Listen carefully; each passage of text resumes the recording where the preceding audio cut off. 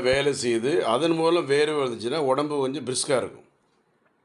Physical work வந்து எல்லாருக்கும் ரொம்ப முக்கியம்.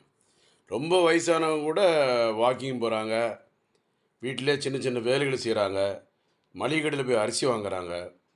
அப்போ உடம்புல நோய் எதிர்ப்பு சக்திய உருவாக்கணும்னா, ஃபர்ஸ்ட் நமக்கு நம்ம உடம்புகள வந்து உறுப்புகள நல்ல பலகீனமாக்காம ஸ்ட்ராங் ஆகுற வழிகள பார்க்கணும். சின்ன வயசுலயே தேவையில்லாம கைப்பழக்கம் பண்றது, மதுபானம், இன்னைக்கு சனிக்கிழமை ஆயிட்டு, புகையிலை, சிகரெட்டு, கஞ்சா, பாக்கு, பான்பராக், மாவா போன்ற பழக்கவழக்கம், பாலியல் பெண்கள் தொடர்பு, கைப்பழக்கம் ஒண்ணு.